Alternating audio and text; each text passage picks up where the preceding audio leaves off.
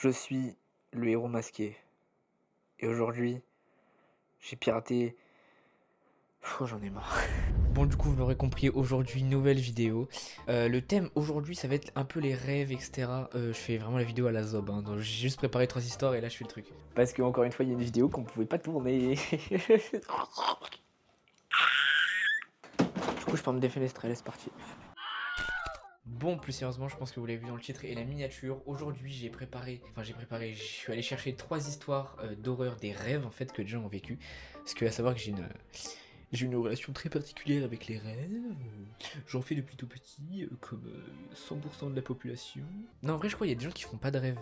Alors, mon information n'est pas du tout exacte, j'en sais rien. Mais bref, en gros, vraiment, j'ai une relation très particulière avec les rêves, c'est-à-dire que c'est par période en fait. Des fois, je vais faire des rêves extrêmement bizarres, comme des trucs de rêves prémonitoires, des terreurs nocturnes et tout. D'ailleurs, si vous voulez un épisode 2 où je raconte mes histoires à moi, faites-le moi savoir en commentaire, mettez des pouces bleus, abonnez-vous, donnez-moi de l'argent. Bref, juste avant de commencer aussi, je tenais à vous préciser qu'il y a une des 3 histoires qui est faite par une IA, voilà, que j'ai juste retouché en mode comme si je parlais à la troisième personne de quelqu'un. Donc c'est fait par une IA, vous devinerez, et ça veut rien dire. Du coup je disais c'est fait par une IA et vous devez deviner laquelle des 3 histoires est faite par une IA. Ne trichez pas, je vous le dirai à la fin. Et vous le mettez en commentaire quand vous pensez que c'est celle faite par IA. Voilà. Sur ce, je crois que j'ai tout dit, donc c'est parti pour la première histoire. Enfin, le premier rêve, vous avez compris quoi. Ce premier rêve, c'est quelqu'un qui s'appelle Yannick qui nous le raconte et qui dit que ça fait seulement quelques jours qu'il a fait ce rêve. Il nous dit se trouver dans un appartement qui est étrange. Il était avec son colocataire en train de parler et il nous précise même que c'était quasiment une dispute entre les deux. Mais à un certain moment de la dispute, son colocataire se lève pour aller aux toilettes. Ce qui est bien, c'est qu'il peut nous donner des détails sur l'appartement, ce qui est pas toujours le cas dans des rêves, on n'a pas tous les détails. Du coup, il nous décrit l'appartement comme bizarre, genre c'est un vieil intérieur blanc, sans porte donnant sur l'escalier, et que ça ressemble absolument pas à son appartement de la vraie vie, puisqu'il vit avec son coloc dans des appartements plus modernes en fait que ça.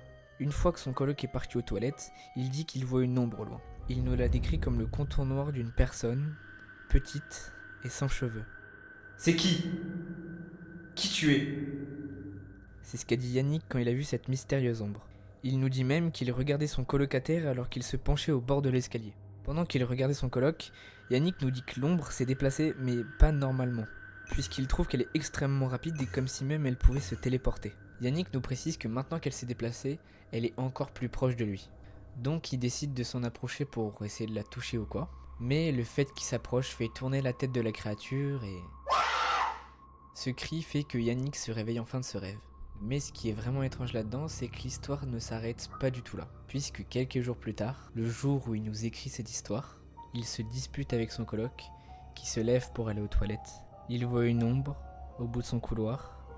Elle est petite, sans cheveux, et ne bouge pas. Quand il cligne des yeux, elle a disparu. Alors, est-ce que c'était une vision?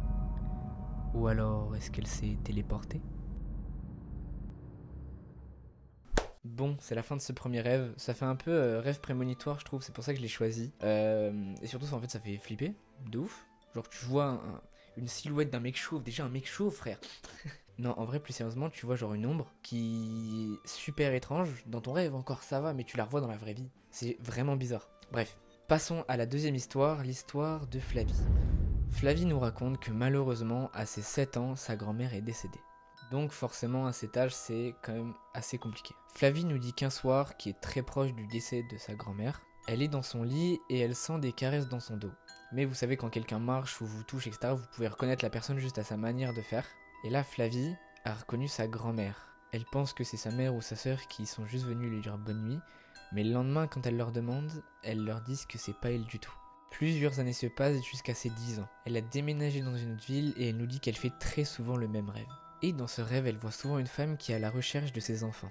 Cette femme lui dit à chaque fois que ses enfants sont partis avec les Allemands. Mais quand Flavie voit cette femme, elle est juste assise sur son lit, sans rien faire. Forcément, un rêve récurrent à cet âge, ça fait poser pas mal de questions, donc Flavie va en parler avec ses parents. Elle nous dit dans le post qu'elle veut pas trop s'étaler sur le sujet parce que ça reste un petit peu privé. Et maintenant passe 5 ans où elle ne la voit plus du tout. Mais malheureusement, à ses 15 ans, elle nous dit que ça reprend mais encore plus violemment qu'avant. Elle fait des énormes paralysies du sommeil avec de grosses terreurs nocturnes.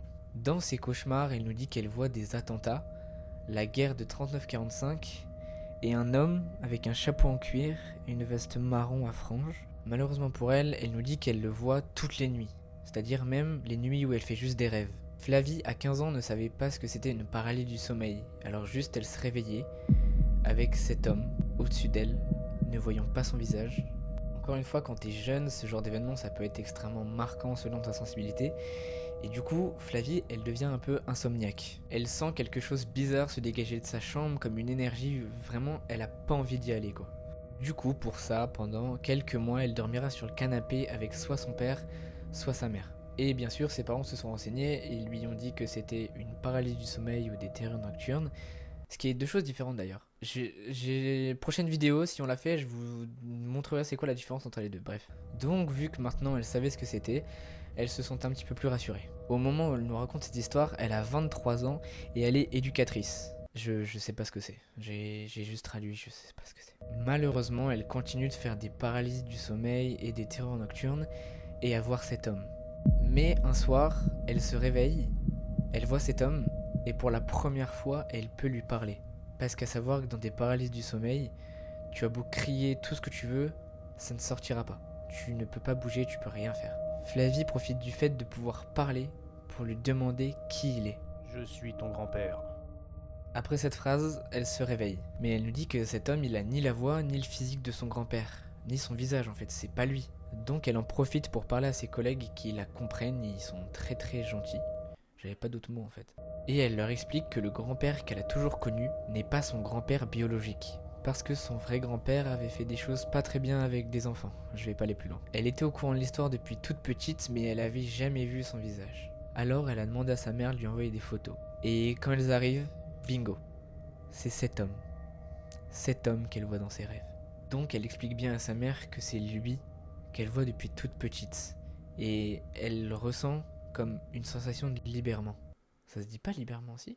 En fait, elle pense même que d'avoir parlé de ça à sa mère, ça lui a juste permis de comprendre qu'elle voulait pas de ce mec dans sa vie. Elle nous dit même que ça la fait un peu rire, mais qu'elle flippe un peu, mais qu'une amie lui a dit que si c'est une âme gentille, elle avait juste à lui demander de partir et elle le fera. Et si elle t'écoute pas, c'est qu'elle te veut du mal. Après ça, elle a fait plusieurs jours sans faire aucun cauchemar, et le jour où elle l'a revu, elle lui a dit de partir. Ça fait maintenant 1 an qu'elle n'a pu faire aucune terreur nocturne et aucune paralysie, alors que ça faisait 12 ans qu'elle en faisait quotidiennement. Bon, pareil, ce rêve, c'est un autre style, vraiment très loin du premier, mais les rêves, je les ai choisis un peu pour ça, pour montrer un peu tous les styles. Pourquoi je fais ce personnage de riche, là ? Bref, j'espère que cette deuxième histoire vous a plu, et si vous voulez un jour qu'on aborde dans une vidéo plus de terreur nocturne, paralysie du sommeil et tout, déjà dans la prochaine vidéo, moi c'est la plupart de mes trucs, c'est-à-dire que j'ai fait full paralysie, full terreur et tout, je vous les raconterai si vous voulez. D'ailleurs, je vous rappelle, vous devez deviner c'est laquelle histoire avec les IA. Peut-être que c'est celle-là, peut-être que c'était celle d'avant, ou peut-être que c'est la troisième. Vous verrez bien. Du coup, c'est parti pour la troisième histoire. On dirait trop... Putain, en fait, je suis pas naturel, c'est un truc de ouf. On dit... Les gars, dites-moi en commentaire si je suis naturel, la team. Et bon, allez, troisième histoire.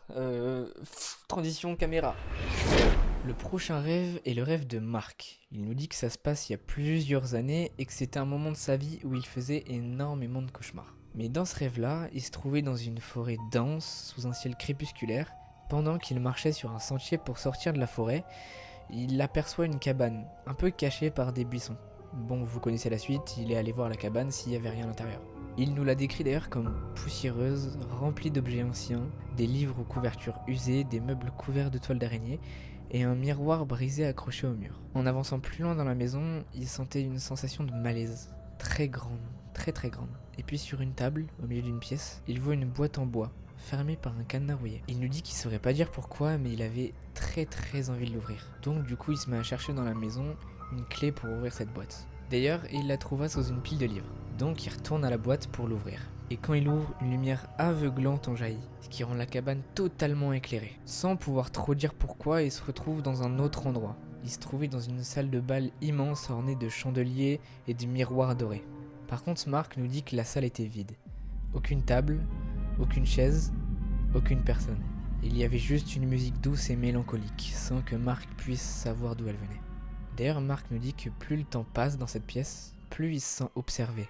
D'ailleurs, quand il lève les yeux, il voit des grands mannequins collés au mur de la pièce. Ils étaient strictement immobiles. D'un coup, alors qu'il marchait dans la salle, la musique s'arrête. Et c'est à ce moment-là que les mannequins commencent à bouger. Ils tournent tous leur tête doucement vers Marc et commencent à s'avancer vers lui. Marc nous dit qu'il pense que c'était de vieux mannequins puisque absolument tous leurs mouvements faisaient un gros grincement. Marc recula pour pas que les mannequins viennent à lui mais il se retrouva vite collé au mur. Mais les mannequins, eux, ne l'étaient pas. Alors il s'approche de Marc en tendant leurs bras vers lui. Il nous dit qu'il avait jamais eu peur de toute sa vie, mais qu'il a eu de la chance puisque juste avant qu'il l'attrape, quelque chose vient le tirer en arrière. Ce qui fait qu'il se réveille en sursaut, totalement en sueur et apeuré. Marc nous dit que c'est horrible parce que maintenant quand il entend cette musique ou qu'il voit ces mannequins, il fait des crises d'angoisse. Putain, comme quoi les gars, les rêves, c'est pas toujours waouh, incroyable et tout. Genre des fois vraiment ça peut laisser des séquelles de fou. Genre Marc il était en mode psycho. C'est long. Bon, on a fait les 3 histoires, mais je vous rappelle qu'il y avait un des rêves qui était fait par une IA. C'est vraiment parce que je trouvais pas de troisième rêve et que j'avais pas le temps quoi. Hein?